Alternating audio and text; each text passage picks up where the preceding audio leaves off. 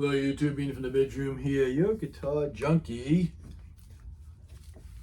One take beanie. Yeah. Or I should say yeah. So what's on the agenda for today? Comparison.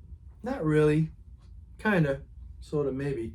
I've got both contemporary Squire, Telecaster, and Stratocaster.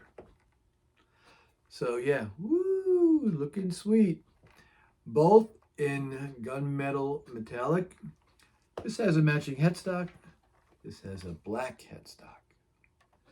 Both with roasted maple neck and fingerboards. The Tele, as you can see, is just a bit darker. Yeah, I kind of like that. Both have their vintage style tuning pegs with the slot. What else? This one has a Graphtec nut. They both have 22 jumbo frets. Both have humbuckers. Yeah. So this one's got two dual coil humbuckers with a 5-way toggle, or people across the pond like to say selector switch, and a pickguard, or the people across the pond like to say scotch plate, with a sweet Floyd Rose on here. Just amazing. Locking nut. They both have rounded heel joints for the neck into the body. And what else? Did I leave anything out? No. I've done a separate video on this one here. This is just to show the two of them side by side. Brother and sister, maybe, as you will. The pair. So I'll play the Tele first, because if I play the Strat first, I'm going to start grabbing for a whammy bar, tremolo, arm, wiggle stick. That is not there. Oh, by the way, this particular one has a black border going all the way around, even up and down the neck. The difference with this particular model is the electronics are switched backwards. Well, instead of the toggle switch being here, I've got the toggle switch here, I've got the tone control here, and then I've got the volume knob here. This is also two humbuckers. This is a dual coil open face like the Stratocaster. All of them are the same SQR, but in the bridge they have a single coil stacked humbucking, sort of like a blade rail pickup. And I've seen people complaining about the plate not being grounded properly because it's painted and they had to remove it and scratch the paint, sand the paint off and put it back down. I don't have any issues with it. I don't have any issues with either guitar. The frets are perfect. This still has the same old roached strings from when I got it. It hasn't even been a week. Today is Wednesday, and I got this on Saturday, and I didn't open it till Sunday. And so, yeah, I got to get used to this configuration. So we'll see what happens.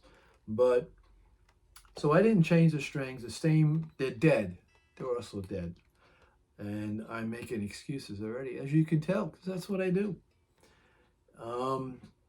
But the fingerboard is still, once I get the strings off here and I oil it down, oh man, it's gonna be sweet.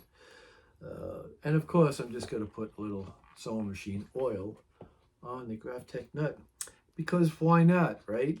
Let's go crazy with ourselves. I'm just thinking, what am I doing here? It's nice to have. So yeah, I put a little notch in the tone so I could see that when I can move it. And it's good to have the volume on. There we go. I had 2 and 3 on at the same time. This is 3. This is 2. More of a quick slap back and no decay.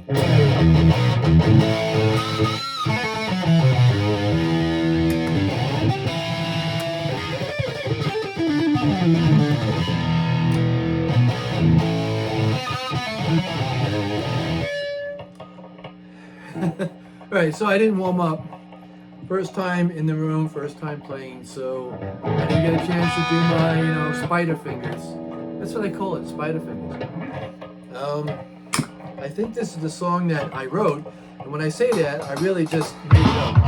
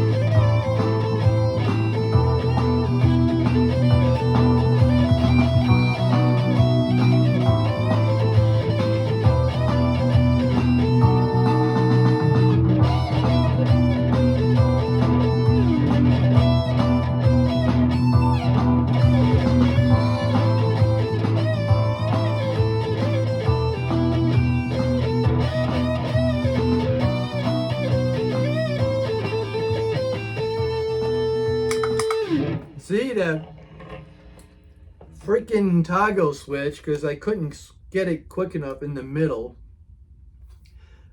When I'm all in here, it's bridge, and see, even down in here, back here again.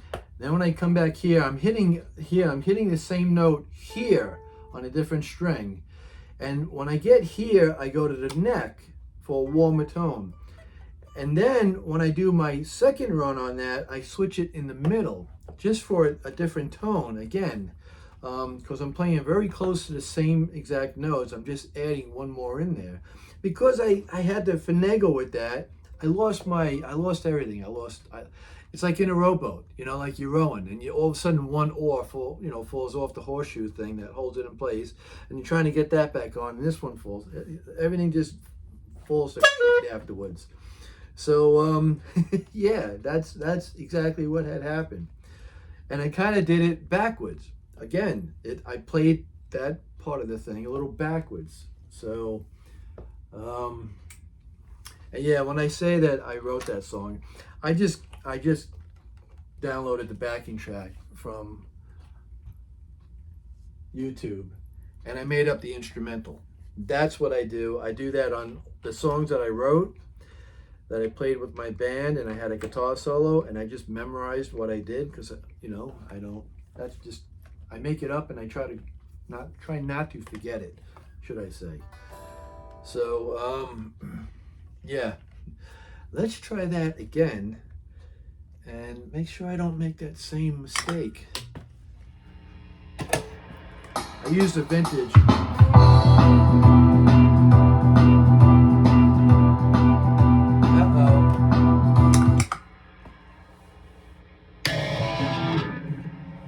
Schmuck. I'm a schmuck. I didn't have the jacket all the way. I used a vintage phaser shifter on that intro. The only other time I use it is when I'm doing the Rockin' in the Free World. And then it's off. So let's try that again, shall we? Without the oops.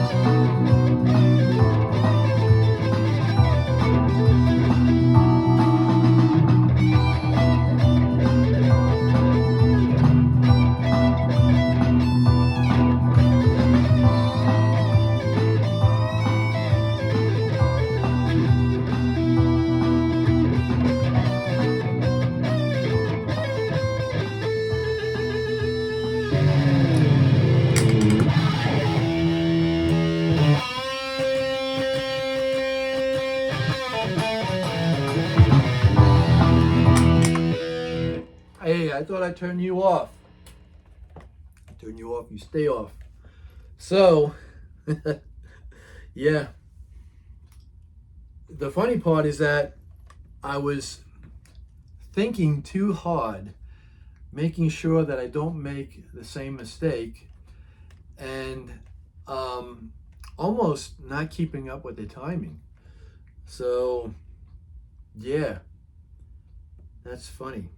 Everything is strictly by ear, and I see, I jam with guys. I see guys where they have to tap and use their foot. I have like a built-in metronome, like a timer inside my head, where like in one of the songs where I play Working Man with Rush, the backing track. The way the beginning is like.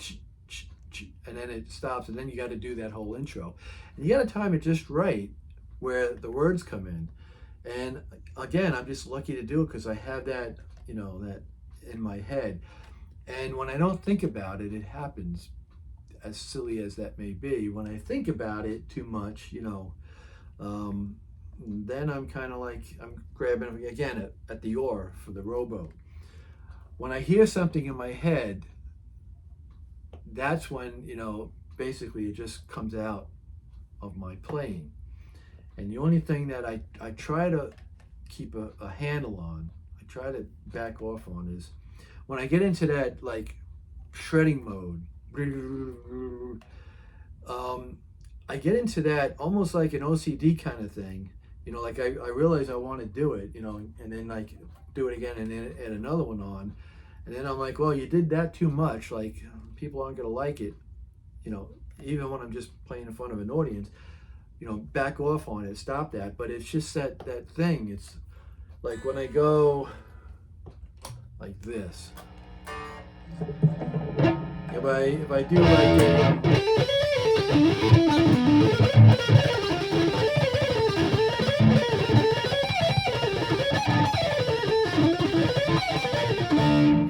I just think of those.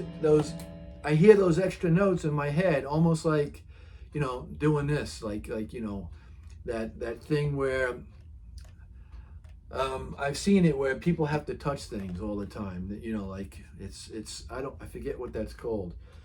So I hear that, like, so when I'm doing it, then I'm like, I hear that one more note, and I put that one more note in, then I hit another, and then I go up there, and I'm like, and then once I'm aware of it, I say stop. Stop. Just like I used to count everything all the time. I could look at something and then just know how many there are of something, because like I just see the number in my head. It's one of those things where, just counting all the time. And then once I catch myself doing it, I realize it, I don't need to do it, and I stop myself. But it is something, I forget what it is, that you can't help it. And it all started when I used to, when I was younger, and I used to go down the block and count the telephone poles. And then from there it was like counting everything. If I look at something, if I see, things, so many of screws, let's just say, on a counter, I look at it and I know, oh, there's 11 screws there. Well, my wife is like counting something, and she's got it. Like I see it, and I say it right away. Or a lot of times I'll just, like, in my head, I'm doing that Rain Man,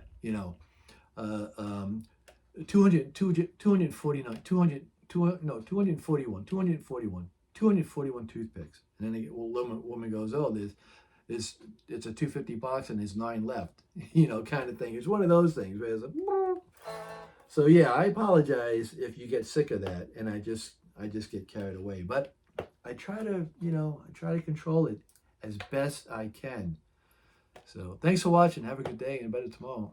And I hope if you're on the fence with buying one of these, and yes, I do have a decal on order coming for the Tele to make it really match. You should grab one of these. Grab either one of these. They're both fantastic. I think I might do a video on my Telecasters that I have single coil pickups on, so I can compare a single coil that's like a standard, my G&L, that's a factory, the humbucker, and then I've got one that's coming that's got a 1/4 pounder in it. So I might do a comparison of all 3 pickups and see which one sounds the best, or do they all sound good? I don't know. Later, potato.